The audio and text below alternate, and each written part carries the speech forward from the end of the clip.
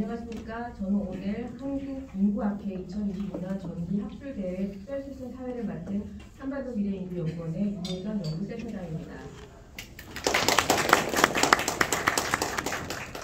본 특별 세션은 한반도 미래인구연구원이 주관하는 세션이고 주제는 새 정부의 인구정책 방향입니다. 대선 투표를 딱 열흘 앞둔 시점에서 국가적으로 매우 중요한 의제를 강조되어 매우 의미 있게 생각하고 있습니다. 오늘 이 자리를 통해 차기 정부가 추진해야 할 인구정책 방향과 분야별 쟁점을 심도 있게 논의하고 또 실질적인 대응 방안이 도출되기를 바랍니다. 먼저 한반도 미래인구연구원의 이인실 원장님께서 인사 말씀해 주시겠습니다. 큰 박수 부탁드립니다.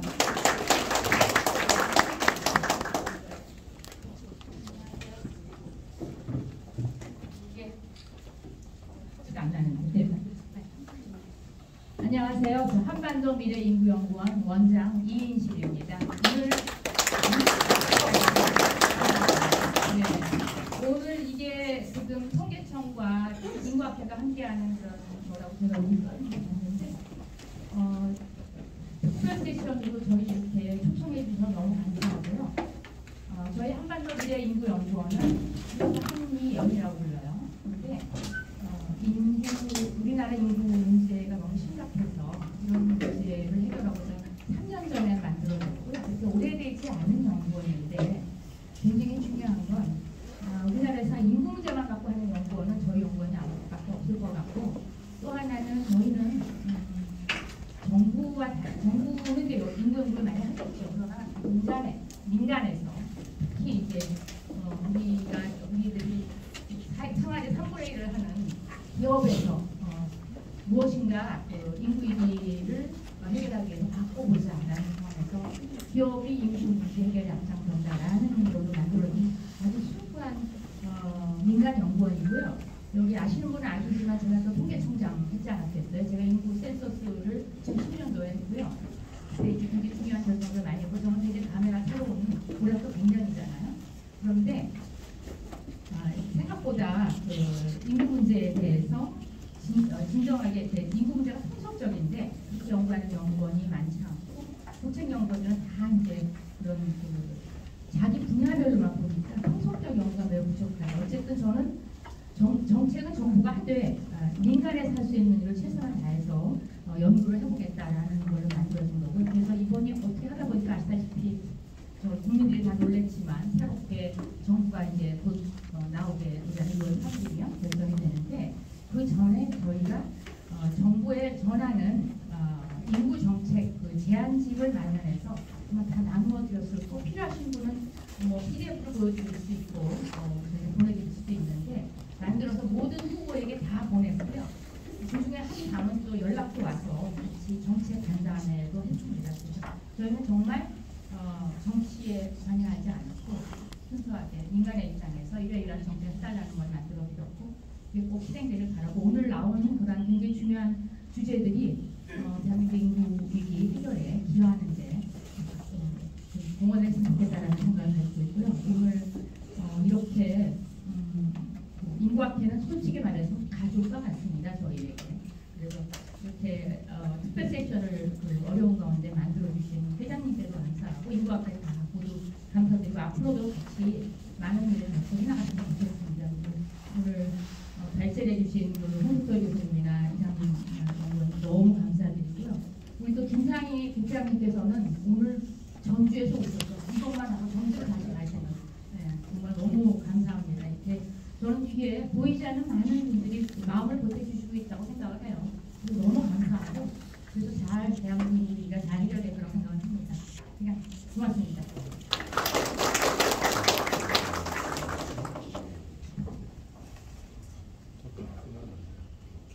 네, 감사합니다.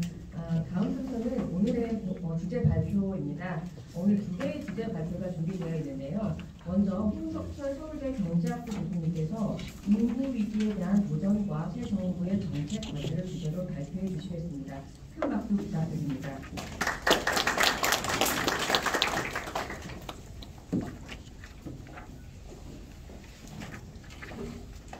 예, 반갑습니다. 이렇게 한국인구학회 특별 세션에 발표를 초대해 주신 김정석 회장님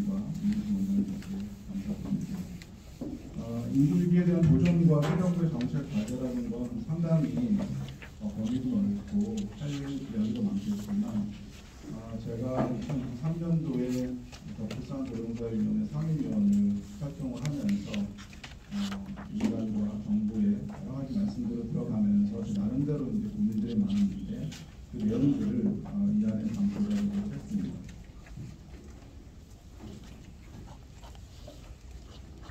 우선은 우리나라 인구위기의 추이에 대해서 간략하게 좀 말씀드리겠습니다. 잘 아시는 것처럼 2015년 이후에 반등없이 출산율이 계속 하락을 해왔습니다. 장기간 지속된 초저출생 위기이고 이런 위기가 극복되지 않으면 한 세대가 지날 때마다 출생아 수가 급감을 하면서 어쩌면 이번 세기에 되면 우리나라가 도시국가로 전락할 수 있다는 그런 위기관계에 있는 상황입니다. 하지만 예상을 깨고 지난해 합계 출산율이 다소 반등을 했습니다. 출생아 수도 늘어나고 생育건수도 증가했는데요. 물론 저출생이 반등되었느냐 하는 것이 이번 한국 인구학의 주요한 타이틀로 알고 있습니다. 왜 증가했는가에 대해서 여러 가지 논의가 있지만 일부에서는 코로나 병식 이후에 결혼 증가가 주요 원인이라고 이야기를 하고 저는 좀 더 직접적인 원인은 정책의 효과도 분명히 섞여 있다고 생각합니다. 이런 효과가 없다면 우리가 지속적인 정책을 펼칠 이유가 없을 겁니다. 더욱더 고무적인 것은 지난해 저고위와 통계청에서 여러 차례 결혼과 출산에 대한 인식을 조사를 했는데 청년들의 인식이 조금씩 바뀌고 있습니다. 매우 고무적이라고 생각을 합니다. 올해 선행지표를 보게 되면 합계 출산율은 한 0.8명까지 증가할 것으로 예상이 됩니다. 그렇다고 우리가 출산율 반등이 확실한 건 아니기 때문에 선진국 수준에 비해까지 회복하려면 더 과감한 대응이 필요합니다. 정부가 출산율 목표를 1.0명까지 그리고 이번 대선에서는 그 이상의 목표를 내세우고 있지만 선진국과 비교하면 상당히 낮은 수준입니다. 하지만 선진국들의 출산율 추이를 보더라도 2010년 이후에 모든 나라가 대부분 출산율이 하락을 하고 있습니다. 이후 말씀드리겠지만 이런 선진국들이 전통적인 가족 정책을 펼쳐왔는데 이런 정책들이 효과가 점점 한계에 부닥치고 있다는 것을 시사하기도 합니다. 저는 저출생 문제 못지않게 중요한 것이 인구 고령화 문제라고 생각을 합니다. 우리가 고령인구가 1000만을 넘고 초고령 사회에 지난해 진입했지만 인구 고령화 속도가 매우 빠릅니다. 일본보다 2배 정도 빠른 속도로 2035년이 되면 고령인구가 30% 도달할 것으로 예상이 되고요. 2045년 되면 일본을 추월할 것으로 예상이 됩니다. 아래 그림을 보시면 여기 7개 국가가 있습니다. 7개 국가는 인구 5천만 명이면서 1인당 국민소득이 3만 불 이상은 전 세계 7개의 선진국입니다. 이게 빨간색이 한국의 추이인데 아직은 낮은 수준이지만 앞으로 10년 내에 급격한 인구 고령화에 직면할 것입니다.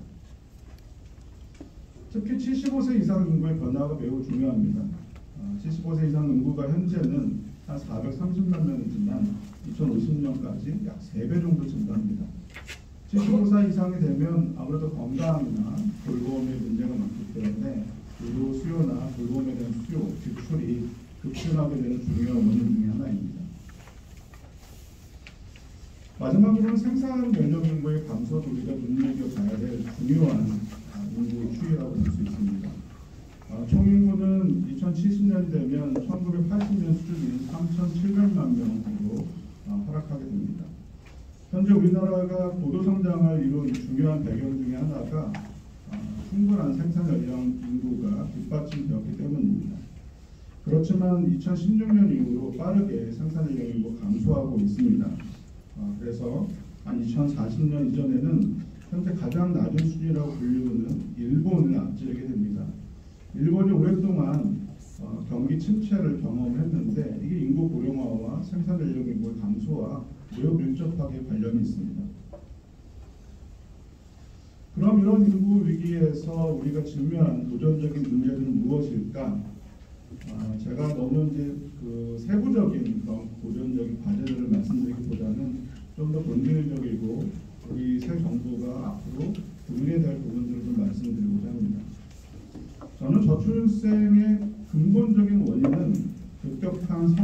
부메랑이라고 생각을 합니다. 우리가 급격한 산업화를 경험하면서 고도 성장을 이루었지만 그 과정에서 과도한 경쟁이 사회적 문제를 야기하고 있습니다. 입시 경쟁, 사교육뿐만 아니라 수도권 집중이나 지방 소멸도 이런 경쟁으로 초래된 문제들입니다. 또 우리 사회가 급격한 산업화를 경험을 하면서 불합리한 격차들이 부착화되고 있습니다. 노동시장의 이중구조 문제라던가 또 우리나라는 대기업의 비중이 매우 낮습니다. 그리고 좋은 일자리가 수도권에 집중되다 보니까 청년들 간의 일자리 경쟁이 심화되고 있고 수도권 집중도 심화되고 있습니다. 뿐만 아니라 성별 임금 격차도 오래된 고질적인 문제이지만 아직 해결을 못하고 있습니다. 아래 그림은 제가 좀 요즘 많이 보여드리는 그림 중에 하나인데요. 이게 가로축은 전 세계 주요 국가들의 1인당 실질 GDP가 3,000불에서 3만 불까지 도달하는 시간입니다. 유럽의 주요 선진국들은 100년 이상 걸렸죠. 거기도 이제 경쟁이나 이런 사회적 효율성을 매우 중요하게 보고 있었는데 그러면서 여러 가지 사회적 문제들이 발생했던 것이고 하지만 이걸 다양한 사회 정책으로 조금씩 완화해 가면서 발전해왔습니다. 근데 한국을 비롯해서 아시아의 많은 국가들은 매우 짧은 기간에 급격한 산업화를 경험하면서 말씀드린 그런 문제에 직면했지만 이것들이 제때 해결이 되지 못하면서 고착화된 것이 우리나라 저출산 문제가 해결되지 않는 근본적인 문제가 아닐까라는 생각이 듭니다. 이렇게 경쟁이 심화된 사회에서는 청년들이 생존을 위해서 일에 대한 가치는 매우 높아지고요. 인류와 자기 개발을 위한 시간 투자의 가치는 높아지고 있습니다. 반면에 주어진 시간 내에서 가족을 형성하는 그런 투자의 가치는 매우 하락을 하고 있습니다. 21년에 퓨 리서치 센터에서 전 세계 주요 국가에 대해서 무엇이 삶을 의미 있게 만드는가 이런 조사를 했었는데요. 아래 그림을 보시면 가족이 삶을 의미 있다고 답한 비중이 높은 국가일수록 출산율이 높습니다. 대부분 유럽에 있는 일부 국가들이고 한국, 타이완 이런 국가들은 가족 가치가 상대적으로 낮은 상황입니다. 물론 이런 조사뿐만 아니라 통계청에서 하고 있는 여러 사회조사, 인식조사를 보게 되면 가족의 가치가 계속 하락하고 있는 것도 문제입니다. 인구 고령화와 관련해서 돌봄의 지속 가능성도 계속해서 사회적 문제가 되고 있습니다. 75세 이상 그리고 65세 이상의 인구가 빠르게 늘다 보니까 의료 요양 수요와 지출이 급증을 하고 있고 많은 전문가 그리고 연구기관에서 건강보험, 노인장기요양보험의 재정 위기가 곧 다가올 것이다 이런 말씀들을 많이 하고 있죠. 이런 사회보험들은 이제 부가 방식입니다. 그래서 지출이 증가하면 그에 맞춰서 보험료를 높이거나 재정 지원을 늘리는 방안을 통해서 해결할 수 있지만 이건 근본적인 해결이 될 수가 없습니다. 이 보험료 상승의 부담이 줄어드는 생산 연령 인구에 전가되면서 점차 재원 마련의 지속 가능성 문제가 심각해질 것으로 생각이 됩니다. 제가 최근에 연구한 것 중에 하나가 계속해서 그 돌봄 관련된 또 의료 관련된 건강보험, 사회보험이 언제 모발될 것인가 이런 연구는 많은데 그러면 우리가 도대체 건강보험이나 장기요양보험에 대한 부담은 얼마나 늘어날 것인가 이런 연구는 별로 한 게 없어서 제가 추정을 해봤는데요. 이 건강보험의 경우는 현재 보험료가 한 7.09% 정도 되는데요. 한 2035년 되면 10%가 넘어가고 2050년 되면 16% 육박할 것으로 예상됩니다. 장기요양보험은 더 빠르게 증가를 하고 있습니다. 아래 그림을 보시면 파란색은 인구 고령화가 없이 지금 인구 연령 구조가 똑같이 동일하게 유지되면 이런 문제가 발생하지는 않습니다. 그만큼 급격한 고령화 영향이 매우 크다는 것이죠. 2050년이 되면 이렇게 주 사회보험만 하더라도 보험료율이 20%가 넘어갈 것이고 국민연금도 지금 13% 이야기하고 있지만 그때 되면 그 이상의 연금을 내야 될 수도 있습니다. 또 다양한 각종 조세를 생각을 해보면 국민 부담률은 거의 절반을 육박할 가능성이 있다는 것입니다. 사실 이런 인구 고령화의 문제라는 게 사회보험만의 문제는 아닙니다. 국가 재정 전반에 지속 가능성 위기를 초래를 하고 있는데요. 제가 추정해 본 바에 따르면 우리나라는 아직은 고령 인구가 많지 않기 때문에 유럽 국가들, 여기 보시면 뭐 프랑스, 이탈리아 이런 나라들이 있는데 이런 유럽 국가들은 낮은 것 같지만 이게 매우 빠른 속도로 이 추이가 전망이 되고 있습니다. 일본을 그대로 따라가고 있고 일본보다 기울기는 좀 더 가파른데요. 그럼 2035년, 40년이 되면 웬만한 유럽에 있는 국가들보다 의무 지출, 사회보험 지출뿐만 아니라 국민 부담률도 그 이상으로 증가할 것으로 전망이 됩니다. 이런 재정의 지속 가능성뿐만 아니라 불법의 수급 불균형도 매우 심각한 상태입니다. 최근 몇 년 사이에 여러 기관에서 돌봄 서비스의 수요 대비 노동 공급이 아주 부족할 것이라는 전망을 내놓고 있습니다.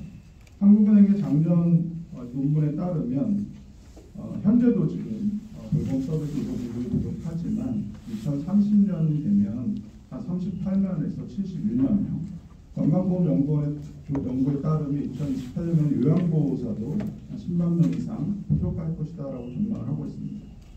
저는 이게 인력의 문제뿐만 아니라 점점점 고령인구가 많아지고 그들의 수요가 다양해지고 있습니다. 전통적인 돌봄 서비스, 의료 요양뿐만 아니라 강력, 주거, 생활 지원 이런 데 수요도 늘어가고 있는데 과연 우리가 이런 수요에 대해서 어떻게 공급을 지속할 수 있을까라는 문제에 직면해 있다라고 생각이 됩니다.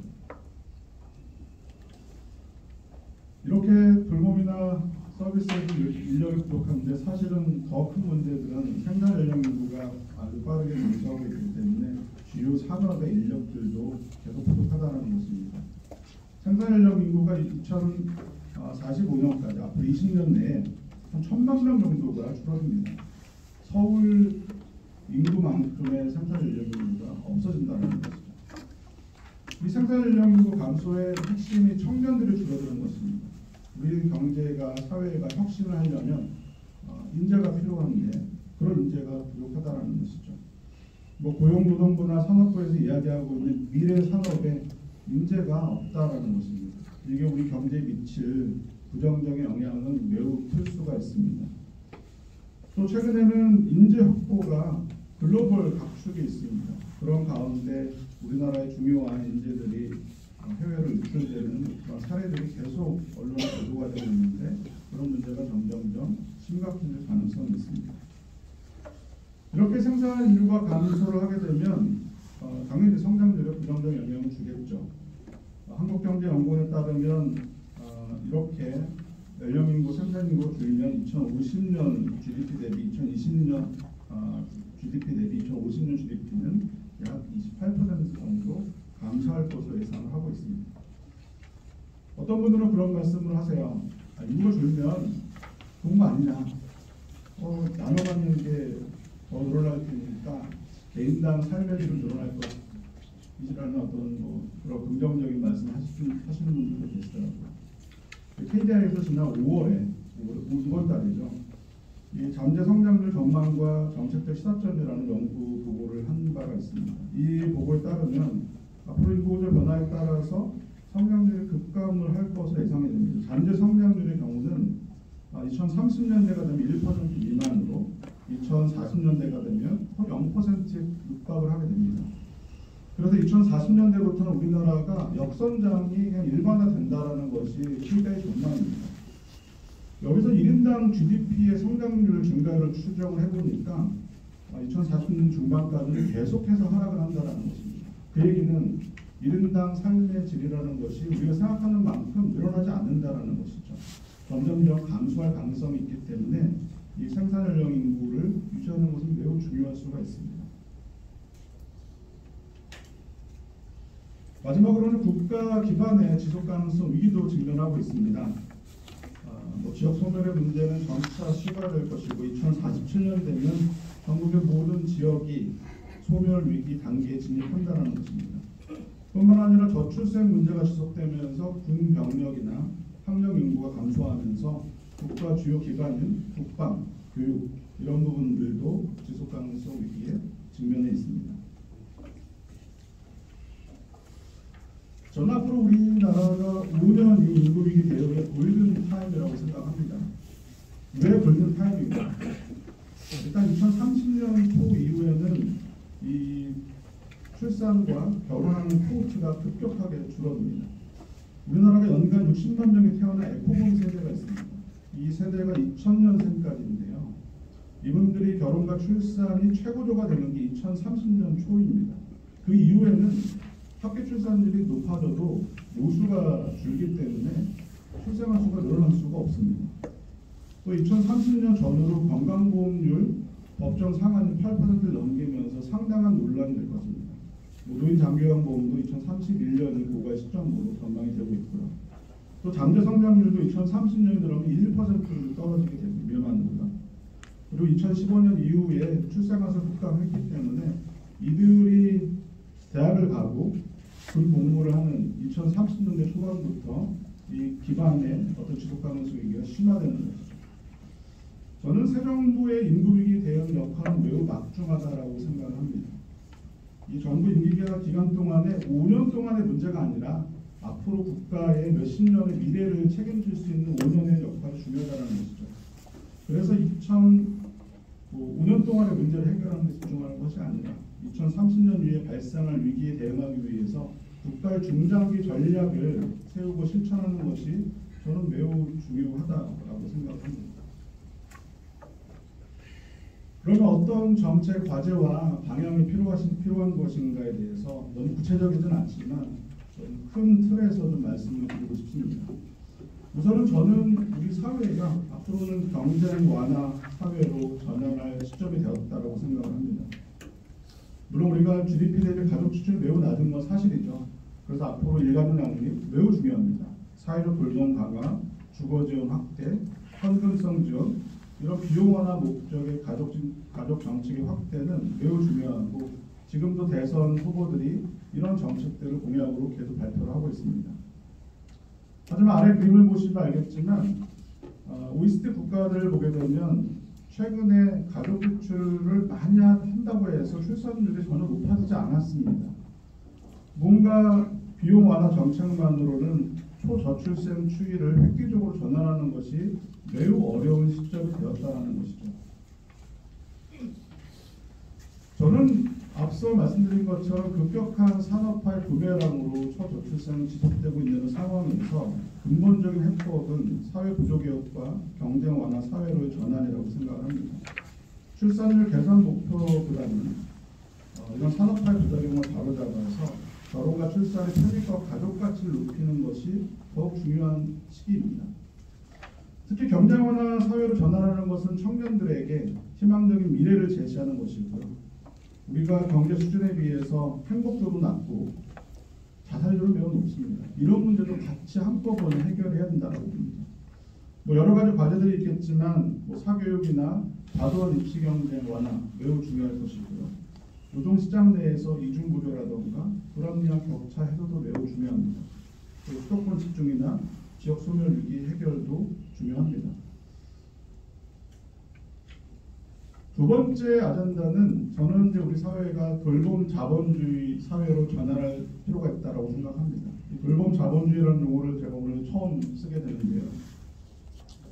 이 누가 돌볼 것인가는 초저출생과 초고령화 사회의 최대 화두가 될 것입니다.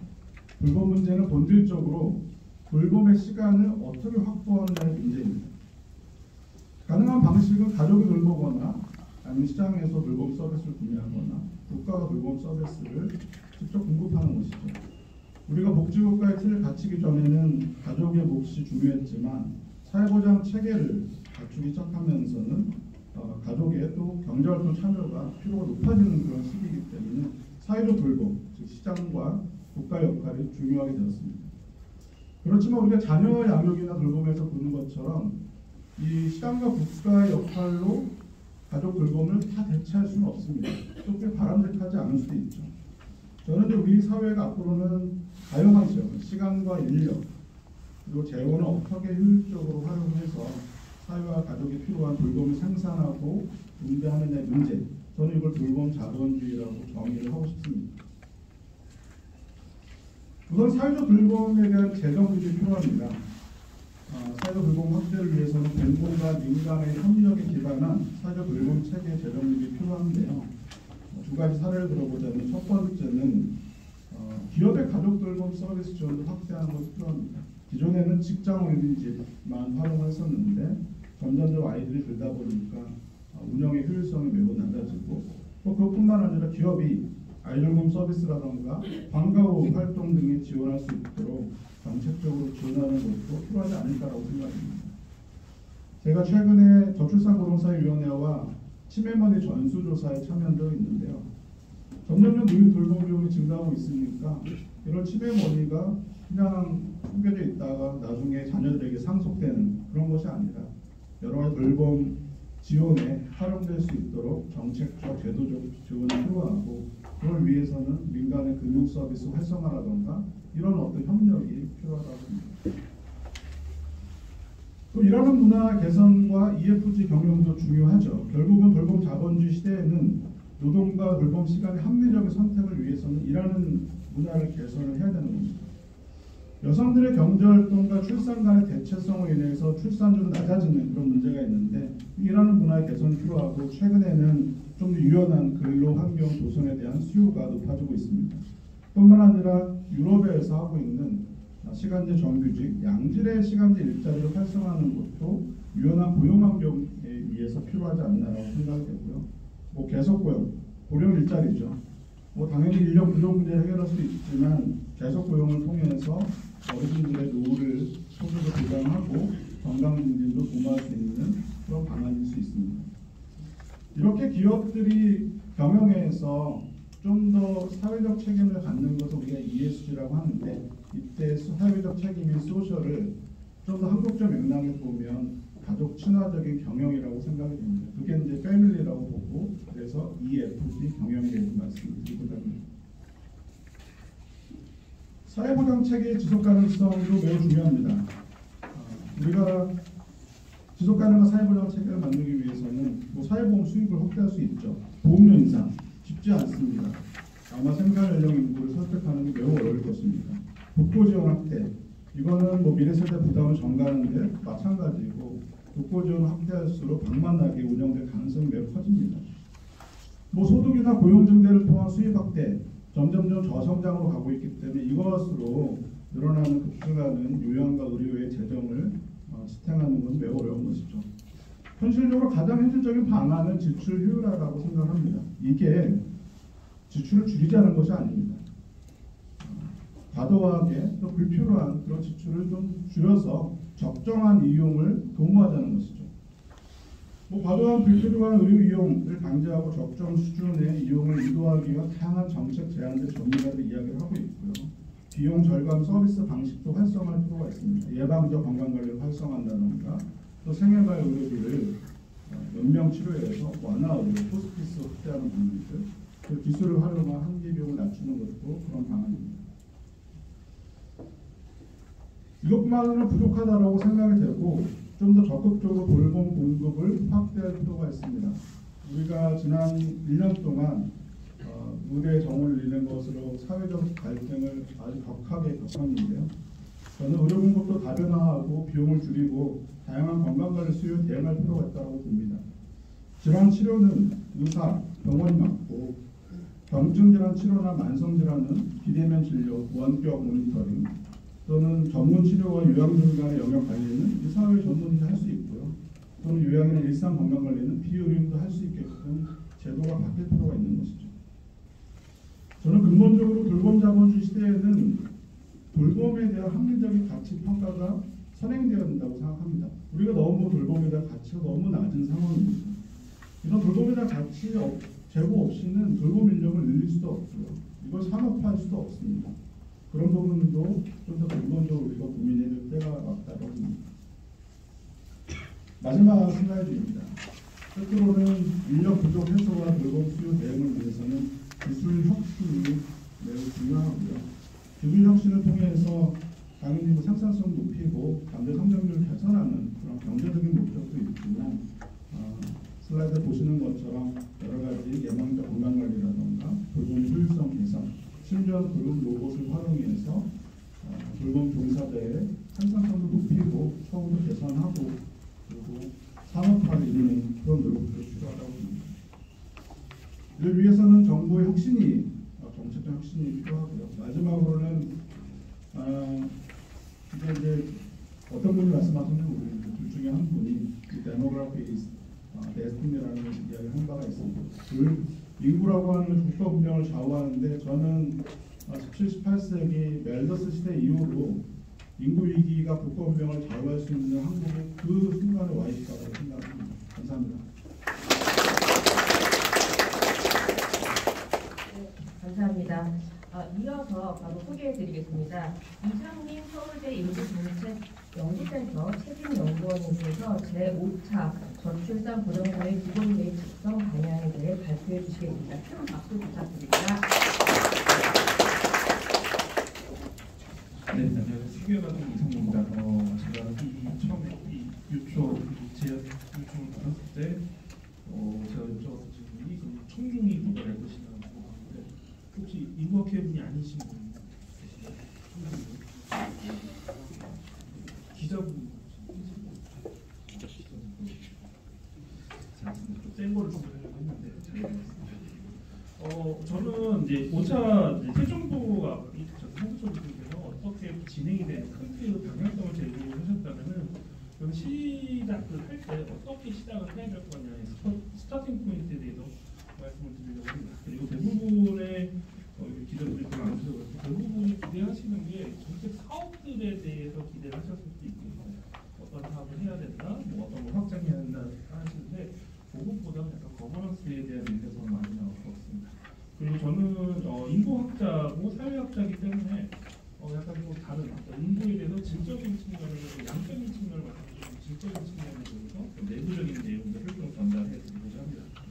우리가 참 저도 석사 논문 때 이런 얘기를 썼습니다. 위에를 따르면은 뭐 7%, 노인 7%, 22% 사회, 14% 이 얘기 많이 하잖아요. 이게 맞을까요? 틀릴까요? 답은 틀렸으니까 제가 문제를 내겠죠. 답은 틀렸습니다. 이걸 뭐가 틀렸냐? 유엔에서는 이런 거 만든 적이 없습니다. 이것은 지금 일본과 한국에서만 사용되고 있는 거고, 그래서 이거를 좀 발견하고서 좀 출처를 찾아봤습니다. 굉장히 좀 없는 증거를 찾기 힘들어서 찾다가 저 책을 찾았습니다. 지금은 절판된 90년대에 일본에서 노인 복지 차원에서 굉장히 좀 유명한 교과서라고 하는데 이거 사이테이션 이 레퍼런스에 있는 걸 알고서 이 보고서를 찾아봤습니다. 그랬더니 이 보고서 내에서는 그런 구절이 7%, 14% 이런 거 없고요. 7%가 넘으면은 우리는 임의로 에이지 포퓰레이션을 부르겠다라는 큰 구절만 있습니다. 이거를 일본에서 계속 오용을 했습니다. 인터넷 접속 신청가 14%라는 노인복지가 개선되면서 14%, 20%라는 말이 튀어나왔습니다. 최근에 찾은 논문 중에 하나는 노년 이 일본 노인 치위 의학회지에서 나오는 건데 보시면 나중에 포퓰레이션 얘기잖아요. 물어봤더니 그런 일 없다고 얘기하고 결론은 아마 일본만 할 것인 것 같다. 일본 한국만 할 것인 것 같다라고. 이게 왜 우리나라에 펼쳐졌느냐? 일본에서 사회복지라든가 정책하기라든가 하신 분들이 계속 한국에 돌아오시면서 패키지에 그냥 쓰면서 이렇게 퍼져갔던 거죠. 선풍기 틀어놓고 잠 죽는다처럼 그 정도 수준의 우리나라의 대단하다고 할 수 있겠습니다. 문제는 이게 근데 올해 7%, 24% 이런 거 써도 된다. 어떤 기준으로 잡으면 되기 때문에 써도 되는데 진짜 문제가 뭐냐면은 우리나라 인구에 대한 논의가 비전문가들에 의해서 진행되었다는 단적으로 보입니다. 인구를 모르시는 분들이 인구에 대해서 너무 많은 얘기를 하고 정책을 너무 많이 만드셨습니다. 두 번째로는 우리 인구를 우리의 시각으로 보려는 시각도 굉장히 부족했던 것 같습니다. 그리고 3인주의가 쫓아가는 이들이 굉장히 답인 것처럼 얘기하고 또 많아요. 그래서 이제는 우리의 문제를 우리 시각으로 바라볼 때가 되지 않았나 그런 생각이 듭니다. 이거는 좀 서론이 좀 긴데요. 우리나라 인구에 대한 출생아 수 분배를 보면서 우리가 지금 위기적 저출산은 2001년 출생아 수 60만이 공개가 되고 2006년 50만이 공개가 되기 시작했습니다. 인구에 대한 이해도와 위기의식이 높아진 게 2021년 봄부터는 제가 대중방송에서 공공 장기를 하면은 굉장히 확 분위기가 바뀐 거를 제가 느꼈는데요. 그때 받은 질문 중에 하나가 저도 있는지 아직도 기억하는데 그래도 우리 아이는 어떻게 키워야 되는 질문을 처음 물어봤습니다. 왜 2021년부터 그렇게 변화가 됩니다. 두 가지 사건이 2020년도에 있었는데 하나는 출생아보다 사망자가 더 많은 감소가 시작됐습니다. 우리 인구가 항상 늘어나니까 뭔가 터졌거나 두 번째로는 전국에 있는 모든 지방대에서 대량 유혈 사건이 났습니다. 중증성이 터졌구나를 느꼈습니다. 근데 이게 왜 2020년에 터졌냐고 하면은 2002년생들이 대학 가는 게 2021년도에 10%였습니다. 우리 우리가 이때 50만 명 태어났다면 대학 입학 정원으로 적은 아이들이 태어났는데 당연히 그러면 19년 뒤에 대부분 이것을 태어나고 다 알고 있습니다. 우리가 대학을 제대로 안 하는 거 설마 안 되는 걸 말하고 있었는데 지금은 23만 명 태어납니다. 수도권 입학 정원이 한 25만 명 정도 되는 걸로 추산되는데 지금 태어나는 공부를 아무리 못해도 수도권으로 가고 그러면 입시 지역도 없어요. 좋은 시스템이 없다 생각할 수도 있는데 지방에 있는 모든 대학은 무너지는 거고 지방에 있는 모든 산업은 무너지는 겁니다. 이거를 대응하기 위해서는 저는 수도권 지방대 인원을 빨리 조절해야 된다고 생각합니다. 이와 마찬가지로 이와 함께 수도권 대학교 입학 정원을 줄여서 내일 입시용을 교체가 힘듭니다. 그러면 이제 수도권 대학에서는 우리는 정원 다 채우는데 우리가 왜 애들을 주냐 정원 비하고 당장 반발할 거예요. 근데 해야 된다 생각은 안 하고 있으면 큰일 터집니다. 지금 이게 우리 인구 문제의 본질이 사실은 이거고 양이 줄어들어서 양이 늘어나서 어떻게 변화하겠다는 게 아니라 질적으로 사회적 갈등이 노동력 투합적인 사회로 이거 사이즈가 작아지면서 사회 체제가 달라지고 사회 체제의 전환이 있다 보면서 이해관계 제도적인 투합적인 갈등을 이거는 제가 굉장히 재밌어서 스피드를 했던 건데 제가 재작년에 국회에서 했던 세미나인데 첫 번째는 이거 병력에 대한 병력자원 감소에 대한 건데 이거 줄어들면 어떡하냐 공무기관을 늘리고 여부를 늘리고 전부 예쁜들 가장 맞는 것 같습니다. 일주일 뒤에 제가 이거 한국일보를 기억하는데 재미있는 인터뷰 제출했습니다. 여기서는 징병제도는 안 된다. 모병제로 하고 우리나라 군을 초보도화하자. 과학군을 하자. 무인기관을 인공위성을 쏘고 좌표를 쏘고 이런 체제를 바꾸자. 둘다 맞는 얘기 같습니다. 아마 첫 번째는 두 번째로 흘러가야 될 거예요. 인구가 지금 70만 명 때부터 체제가 23만 명으로 태어나고 있으니까 줄여야 됩니다. 누가 반대를 할까요? 순정은 잘 반대하겠죠. 두 번째로 아마 복지부에서 반대할 겁니다. 복지부는 이거 반대하지는 않겠지만은 예산이 충분할 겁니다. 무인복지 확정되는 시기와 국방예산 확정되는 시기가 겹치게 되는데 여기에 대해서 단순히 부처가 예산 다운을 하는 게 아니라 이건 추상적 갈등입니다. 우리가 내셔널 시큐리티를 중요하실 것인가 아니면 소셜 시큐리티를 할 것인가 가치관이 충분히 더 나가면 누가 더 반대를 할 것이냐 육군에서 반대할 겁니다. 지금 공병의 체제가 안되시키는 것이 있는데 하단수가 줄어들고 승진체제 진급체제가 줄어들고 진급이 줄어듭니다. 이게 저는 우리나라의 고령화를 보는 단점인데요. 이거는 제가 이 기사가 왜 재밌었냐면요. 첫 번째 이 세미나 발표는요. 육군 출신의 전문가가 이렇게 있어요. 두 번째 저 전문가는요. 공군 출신의 전문가가 있어요. 이게 박혀 싸움이 아니라 터질 수밖에 없는 갈등의 모습을 지금 보여줍니다. 지금 우리가 인구를 낳는다는 것은 단순히 복지처럼 어떻게 달달한 복지의 문제가 아니라 어떻게 안보의 문제, 우리 사회 체제가 어떻게 바뀔 것인가, 미래의 사실은 갈등의 문제들에 대해서 어떻게 지금 방향성과 원칙을 세울 것인가의 문제라고 생각합니다. 지금 원칙을 세워놔야지 미래의 갈등을 훨씬 더 푸는데 훨씬 더 좋은 방법을 마련할 수가 있고 사회적 합의를 이끌기가 더 쉽습니다. 정치권이 그걸 해야죠. 제가 정치권을 항상 비판하는 거 그런 겁니다. 달달한 복지 문제가 아닌데 자꾸 달달한 복지 문제로만 얘기를 하려고 하는 것 같습니다. 저는 단적으로 죄송한데 이런 말도 합니다. 표는 안 나오지만 애는 안 나오지만 표만 나오는 정책이 자꾸 만들어지는 거예요. 지자체도 심한데요. 이건 지방소멸 위기를 보여주는 지방소멸은 말로 합치는 문제가 많은데 왼쪽은 인구가 가장 많이 분지요. 오른쪽은 인구 노인이 제일 많이 두 개가 굉장히 겹칩니다. 근데 우리나라 우리가 인구 감소가 저출산이 쌓이면서 고령화가 진행이 되고 인구 감소가 너무 당연한 거라고 생각할 수 있는데 우리가 출산율이 제일 높은 데가 오른쪽에 지금 나왔지만 사실 세종시 전라도는 출산율이 제일 높은데 인구 감소율이 제일 많고 고령화율이 제일 높습니다. 반대로 서울은 출산율이 제일 낮은데 인구가 가장 젊은 인구보다 많습니다. 이건 뭐냐? 인구 이동입니다. 인구 이동에 대해서 인구 이동 정보를 보는데 인구 이동에 대해서 별로 다루어지지 않았습니다. 이거 인구 보는데 우리가 지역의 인구 이동 순이동을 보면은 서울은 20대 초반 앞뒤가 서 있죠. 거의 모든 지역에서 20대 초반 앞뒤가 따라나가요. 농촌형 지역이 이상으로 그리고 충청권에서 일자리 제공해주고 있는 서산에서도 20대 초반의 일자리 청년들은 따라나가고 계속 수도권을 가는 거예요. 그런데 모든 청년들이 동일하게 가는 것이 아니라 여성들이 더 많이 갑니다. 지금 우리나라 19세, 30% 청년의 성비를 보면은 110 정도가 되는데 도지역은 120대이고 경북은 130%입니다. 근데 서울은요, 성비가 90. 그러니까 왜 이렇게 성비가 어그러지냐면은 전국 성비 110은 80년대, 90년대 낙태했던 겁니다. 낙태 엄청 많이 했으니까 성비가 안 맞는데 서울은 성비가 95, 여성 100명에 남자도 95명이 있습니다. 서울은 뭐 아들을 낳게 게 아니라 여성들이 청년에서 서울로 수도권 왔죠. 왜 왔냐? 일자리가 없다고 얘기해요. 일자리 없는 게 아니라 지방의 일자리가 제조업 중심이라서 여성들이 평생 직장을 제공해주는 양질의 서비스가 있어요. 청년들이 주거나 공공기관하고 공무원 시험보다 안 되면 서울로 올라오는 거죠.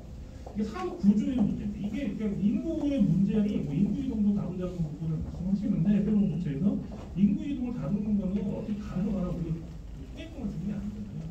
산업 구조 체제가 이러기 위해서는 지방의 혁신과 이런 문제도 다 마무리되어 있습니다. 이거는 또 아까 처음 말씀했던 대학 구조조정의 문제하고 맞물려있는 복잡하고 정치적인 문제입니다. 본론에 대해서 얘기를 하는데 우리나라의 인구 정책이라고 하면은 뭐 여러 가지 뭐 여성을 뭐 청년을 보면서 예를 많은데 크게 도대체 세 가지 하나는 저출산 고령사회 기본법에 기반을 해서 저출산 고령사회 기본 계획을 5년 단위로 만들고 있습니다. 여기는 한 200개의 사업의 리스트들이 어떤 약속 같은 사업들이 나열돼 있고요. 그리고 이거를 관리하는 게 저출산 고령사회 위원장은 대통령이고 이거를 사실 심의하는 실제로 뭐 작성과 수행은 실제 다른 부처 개별 부처가 하고 있습니다. 그리고 앞으로의 인구 기본 계획은 어떻게 만들어야 되냐? 우선 인구 정책의 환경이 잘하는 우선 저출산 문제 심각하니까 저출산 문제를 해결해야 됩니다. 두 번째로는 이 지방청년이라든가 청년의 이슈가 새로운 인구 문제에 대해서 접근을 해줘야 됩니다. 그리고 새로운 구조적인 문제 해결에 대해서 접근을 해야 됩니다. 세 번째로는 불가피하게 벌어질 수밖에 없는 사회 문제, 사회 체제 전환의 문제에 대해서 지금부터 어떤 대응을 할 것인가에 이거를 선제적으로 대응 준비를 해야 됩니다. 지금 5차 기본 계획이 만들어지고 있는데요. 지금 5차 새로운 인구 정책의 방향성을 만들어지는 거고요. 5년 동안 만들어지는 거고.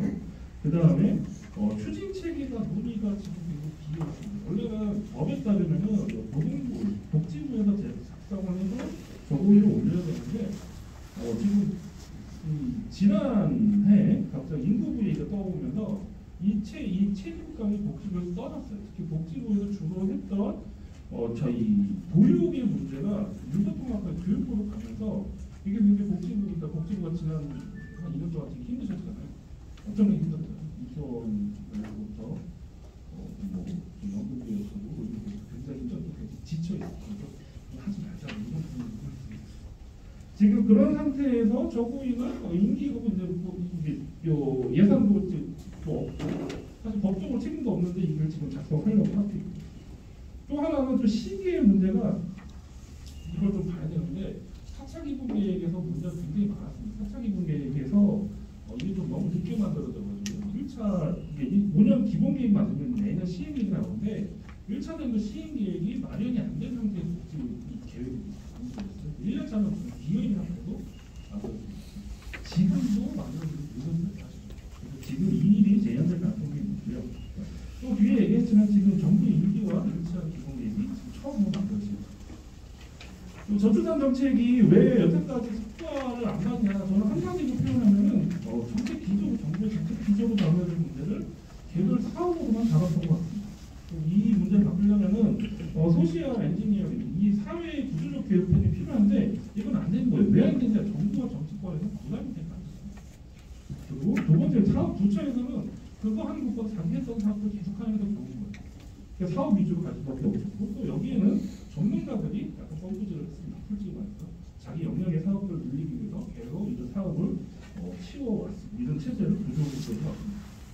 기본적으로 저는 왜 이 문제, 이번 프레임이 가지고 있다는 생각을 아이를 낳고 기르는 총 비용이 있고 이게 증가할수록 출산율은 떨어질 것이다. 그래서 이거는 총 비용을 줄여주면 어쨌든 위로 올라갈 것이다라고 하는 그림을 그리고 있는 것 같습니다. 그래서 우리가 출산 몇 떨어지냐 비용이 늘어나는 이런 프레임이 계속 가지고 있는 것 같습니다. 이게 굉장히 경제주의적 프레임이고요. 그리고 여기는 이 기본법 자체가 우리나라 국민경제주의적, 국가주의적인 좀 과도한 것 같고 국민경제주의적인 요소가 너무 많습니다. 왜 고령화가 왜 나쁘냐? 노동력이 부족해서요. 경제 성장이 둔하네요. 그래서 나라가 위기에 빠져요.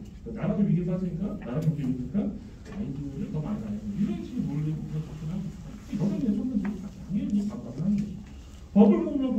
때부터 국가의 경쟁력을 위해서 만든다고 얘기를 하고 2조의 기본 이념에서 국가 지속적인 발전을 7조 이상은요 옵티멀 퍼플레이션 얘기합니다. 적정 인구를 만들지 적정 인구 만들어서 어쩌자는 건지 좀 이해가 안 가는 게 세계 어떤 나라도 인구 적정 인구를 가지고 정책이 쓴다 하는 거 없어요.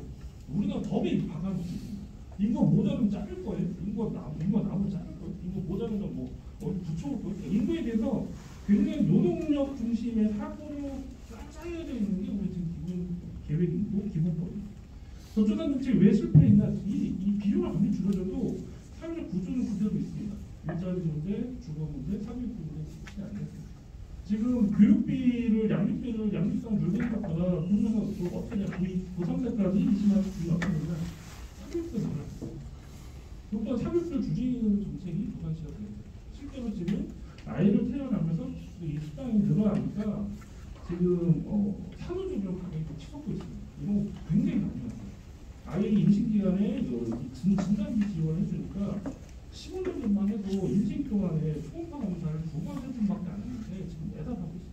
하다못해 증명사기도 찍고 이런 구조적인 문제에 대해서 해결을 해서 더 나아가서 가족주의 얘기 얘기했는데 이 전제에서 이 비용의 문제로 푸는 거의 전제가 뭐냐면 가족에 대한 수요가 유지된다고 전제를 하고 있는 거예요. 우리나라 청년들은 가족에 대한 수요가 굉장히 떨어져 있습니다. 아이를 가족을 꾸리고 아이를 낳는 것에 대한 수요가 굉장히 떨어져 있습니다. 왜냐면은 2000년대 이후 성장 이 사교육 경쟁 속에 살면서 가족의 따뜻함을 경험해본 적이 한 번도 없는 우리 집이 문제가 있어서는 아니라 대한민국 전체에 그렇게 살아왔어요. 같이 저녁도 안 먹고 그냥 엄마는 애는 공부만 하면 되고 엄마는 뒷바라지만 하면 되고 아빠는 돈만 벌어오면 되는 가족이 그 가족이 태어났으면은 사실 뭐가 좋을지 당연히 모르고 그래서 우리는 계속 비용의 문제로만 접근을 하고 있습니다. 이 문제는 굉장히 심각한데 이게 악순환으로 진행을 했는데 효과가 없으니까 저출산이 계속됩니다. 구조적 문제가 되니까 그러면 체감형 경기를 정책을 개발하라고 합니다. 그러면 크게 한방적인 정책은 아니고 지원했다고 효과가 없고 다시 체감형을 강조를 합니다.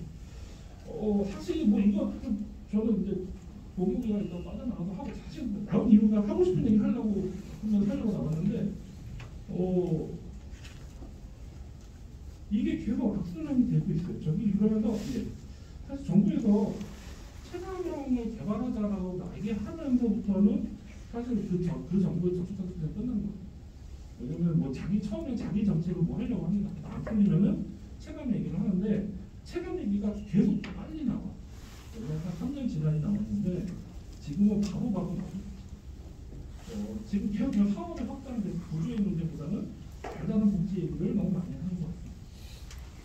오늘 저출산 그룹의 기본계획이 단위 사업만 다양하다 보니까 책임감이 별로 없어요. 어차피 국조에다가 자기가 할 수 있는 사업들만 집어넣습니다. 그리고 사업만 하면 되니까 사업 예산만 들고 어떻게 들어가는지 모르겠습니다. 더 큰 문제는 그 미래의 얘기가 구조 얘기는 아예 떨어지다. 이런 구조가 지금 안착이 되고 있고 또 하나 더 큰 문제는 지금 정부 기관하고 기본계획에서 인기가 많지는 않습니다. 그러니까 남이 만든 기본계획 가지고 시작을 하다가 몇 년 하다가 자기가 만들고 한 2년 하면은 다음 정부로 넘어가는 거죠. 그러니까 기본계획 자체가 이거를 우리 국민들은 기본계획이 이걸 저출산 문제 해결하는 매뉴얼로 알고 있는데 처음부터 그런 게 아니에요. 그냥 사업만 알고 있는 거죠.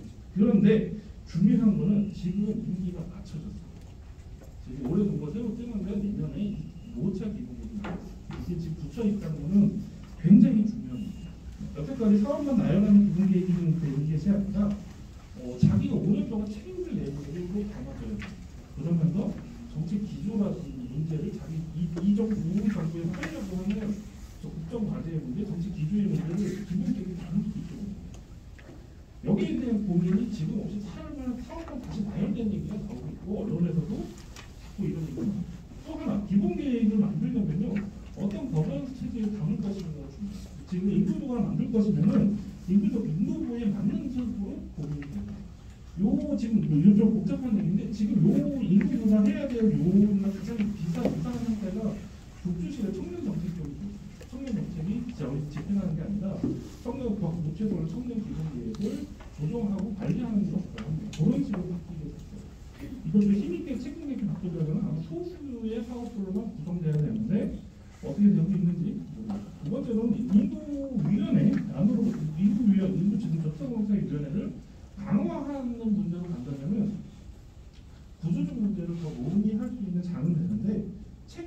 떨어져요. 그럼 어떻게 책임성을 강화할 것인가 저는 이거는 책임 부처에서 간사를 지금 같은 저우리가 학생대 공무원으로 만들어진 임시의 집합체가 아니라 책임 부처가 간사를 맡고 추진하는 방향으로 가야 된다고 생각합니다. 복지부라는 인구 정책, 전략 본부가 생기고 본부 창업되십니다. 책임 있게 흘러가야 되는 식으로 거버넌스 체제에 맞춰서 기본 계획도 갖춰줘야 됩니다. 지금 이 논의가 어느 후보도 기본 계획과 인국을 만들 것이고 근데 되게 중요한 문제는 어떠한 철학을 가지고 어떠한 방식으로 인구 정책을 앞으로 오랫동안 갈 거에 대해서 책임감 있게 얘기를 해줘야 된다. 아무도 얘기하지 않습니다. 기본 계획에서는 아까 말씀드린 세금부의 국정과제와 공약 사항이 담겨져야 됩니다. 그렇기 때문에 지금 앞으로 국정 전반에 AI 개발하니까 AI와 관련돼서 어떻게 사무국을 개발할 것이고 여기에 측면들을 어떻게 배치할 것인지 여러 가지 문제, 국토 개발의 문제라든지 사무 문제 이런 것이 인구 문제와 함께 고려가 돼야 됩니다.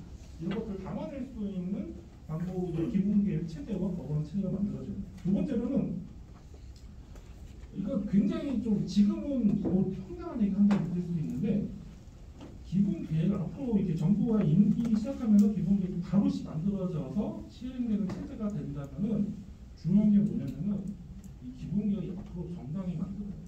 지금 부서에서 이 중간에 만드니까 부처에서 만드는데 정당에서 만드는 책임이 있거든요.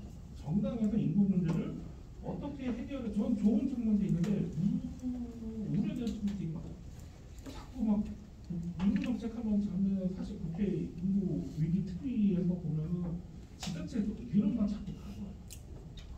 자꾸 지역의 민원들 가져서 이거 인구 문제 그냥 풀려고 하는 그런 게 어쨌거나 정당의 책임도 지금 커서 두 번째로는 홍수적인 얘기했지만 구조적인 문제도 다르고 이게 적응 문제도 다르고 근데 이거는 5년 동안에 약속을 하는 기본 계획은 처음부터 당길 수가 없어요. 잘못 당가버리면 방향성 뒤틀어버릴 수도 있고요. 아니면 부처에서 이걸 회피하기 위해서 이 기본계획을 사용할 수도 있고 이거 중장기적 계획이기 때문에 우리 준비가 안 됐대 이거 담지 않을게 이런 식으로 넘어가요. 이게 인구정책 TF에서 실제로 있었던 일이죠. 그리고 중장기적 저는 그래서 중장기적으로도 인구 기본계획 두 개로 가야 되는데 하나는 5년짜리 약속하는 기본계획 책임을 가지고 되는 기본계획과 중장기적 로드맵이 만들어지는 하나는 이거 국회에서 만들어지는 좋겠다고 그래야지 유지가 되고 그다음 지자체의 문제에서도 좀 지금 여기가 다른 얘기가 너무 많은데 지금 지자체도 기본계획 기초에서 다 만듭니다. 그리고 올라오면 쌓아서 가야 되는데 범위도 기본 지자체 만들려고 돼 있는데 한 번도 검토해 준 적이 없어요. 그러니까 공무원들은 얘기하면 정말 화내요. 정말 일부 바쁜데 억지로 짜서 올렸는데 한 번도 본 적이 없어요. 이거 왜 만드는지 모르겠어요. 특히 지자체에서 지금 재밌는 일이 생기는 게 도시발전정책, 인구 기본계획, 저 인구 감소 대응 계획, 청년 이런 것이 다 따로 만들어져요. 다 인구 얘기인데 지역의 지방을 담당하는 부처랑 저출산으로는 기본 담당하는 부처가 따로 있어요. 그냥 만드는 거예요. 계속.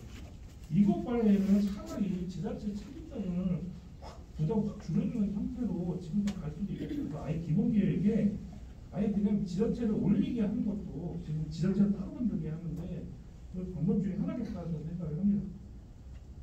그 지역화된 차원의 인구 전략들이 나와줘야 되는데 사업들만 다 나열하고 저출산 정책은 전국이 다 똑같습니다. 여기서 새로 따라하기 위해 그게 극복하기 위해서는 좀 지역화된 전략에서 대표적으로 저 대구 남부 사례를 얘기하는데 대구 남부는 좀 무지개 프로젝트라고 해서 우리도 무지개 할 생각을 하는데 다른 걸 합니다. 지금 국장들도 만들어놓고 굉장히 추진을 하고 있어요. 지난주 최초로 인구 국장을 만들어가지고 주거, 청년, 일자리, 이런 거 다 같이 통합적인 거를 추진하고 있고 성과가 있고 없고 떠나서 그런 지자체 자기 환경에 맞게끔 스스로 할 수 있는 여지를 주고 그걸 지원해 주는 게 기본 계획으로 돼야 된다고 생각합니다. 앞으로 새로운 기본 계획은 특히 완전히 바뀌었다고 해서 지금 만들었던 4차가 다시 5차로 만들어지는 것이 아니라 정당과 정치권 책임이 굉장히 커지는 걸로 바뀌고 있습니다. 그래서 인구 문제에 대해서 공약 사업이 생기고 국정 기조가 중심인 상태로 바뀌었습니다. 어떻게 바뀌냐? 대표 공약은 킥 사업을 하나 집어넣고 거기에 일반 사업이 같이 운영하는 방식으로 가는 것이 바뀌었습니다. 두 번째는 거버넌스 체계에도 여기 맞춰서 바뀌어야 됩니다. 지금 사실 인구부가 만들어야 된다는 입장에서 저는 또 원래 좀 반대를 했었고 지금 상황이 인구부 만들기 쉽지가 만들자마자 지금 인수위 없이 바로 국무회의를 띄워야 되는데 국무회의를 만들기에는 지금 시간이 너무 없습니다.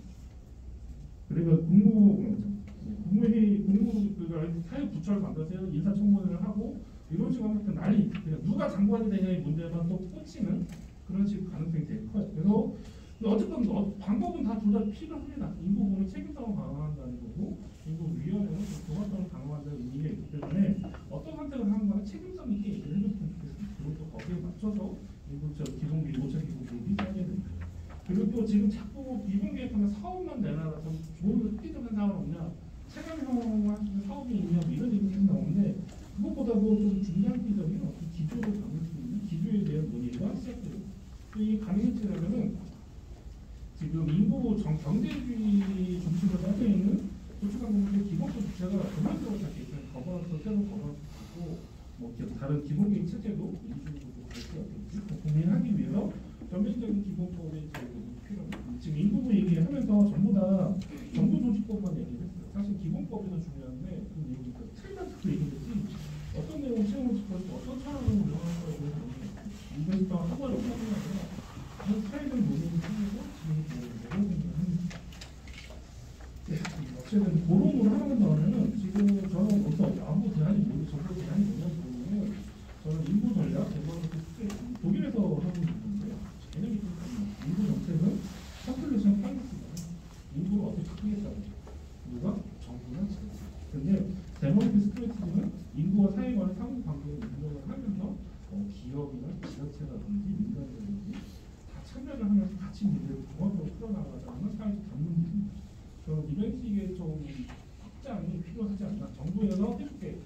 저는 뭐 정책을 떠나서 뭐 납치만 정부에 키워준다. 이거는 저는 부끄러워서 이런 부분은 나오지 않는 것 같아요. 굉장히 좀 반복되는 게 있어서 어떻게 정부에서 책임있습니까? 예산적인 얘기를 하고 예산 주면 해결할 수 있다고 생각하는 것도 문제가 생깁니다. 또 인구 문제 공론화해서 민간의 참여가 계속 촉진됐으면 좋겠고요. 또 요거는 예산 확보 때문에 특별 회계라든가 이런 게 필요하다고 얘기해서 저는 예산이 저출산 예산이 흔들리지 않고 제일 중요한 게 현 세대를 위한 노인 복지가 과연 저출산 방송의 기본이 포함돼야 된다. 이 인구 정책이라도 논의를 해봤 장기적인 건 맞는데 현 세대의 노인을 위한 정책이 여기 들어오면 나중에는 예산 다 빼먹을 거예요. 빠르게 확장되기 때문에 이 구조를 차라리 지금 분리를 하는 게 맞는데 이거 보겠습니다. 아마 못할 겁니다. 노인 표가 있어가지고 이거 실제로 이게 몇 년 전에 나왔던 건데요.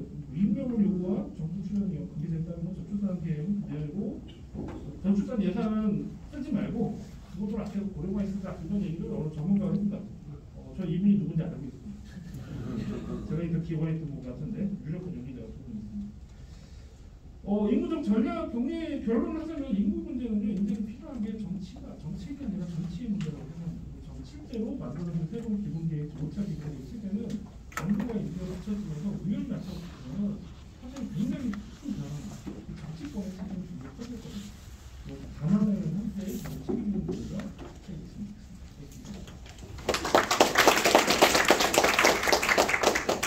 네, 감사합니다. 시간이 없는 관계로 바로 장례 정리하고 토론회 준비하도록 하겠습니다. 자리가 앞에 테이블이 세팅되는 대로 부사님과 패널분들 그리고 대표자분들 이동 주시면 되겠습니다. 잠시 자리 이동하고